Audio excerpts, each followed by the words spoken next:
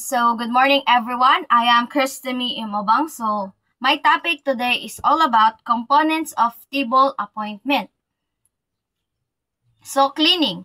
The foundation of proper table appointment involves ensuring all table linens, surfaces, and utensils are spotless. Then, create a hygienic and welcoming dining experience. So, dapat no imong table is organized siya, dapat limpyo, dapat kanang pagkaramit ang kibali, for example, musud ang bisita, dapat pagkita pa lang nila sa imong dining area bitaw, imong lamisa dito is kanang welcoming na bitaw kayo, like pagkuan nila gana ilang paglantaw sa imong kuan lamisa. Then makanang tang more aesthetic bitaw kibali nga dapat ingana ang imong dining area. Then dishwashing. Proper techniques for washing dishes, glassware, and silverware. So, dishwashing, no, from the word dishwashing mo na siya ang kanang panghugas.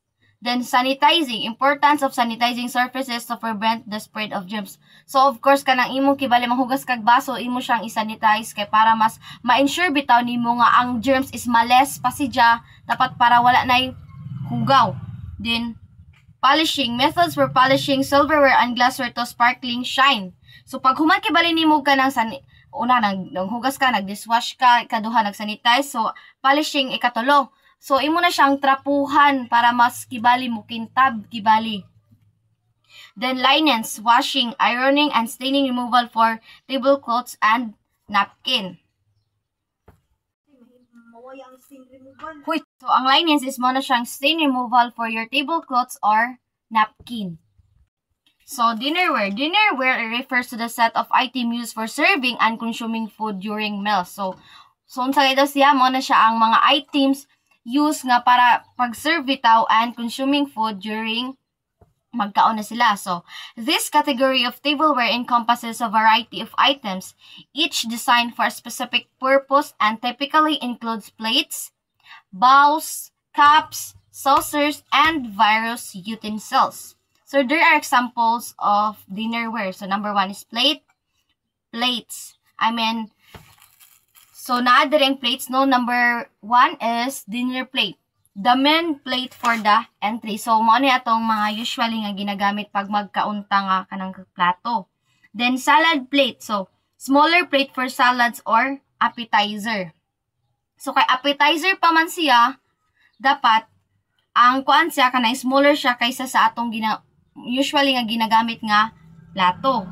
Then, dessert plate. Smallest plate for dessert. Kung mas gamay ang salad plate, mas gamay pa gyud ang dessert plate. Then, ang charger plate is mo na siya ang decorative plate placed under the dinner plate. So, mo na siya ang design under sa plato sa ilalom. Makita nimo siya sa ilalom sa plato.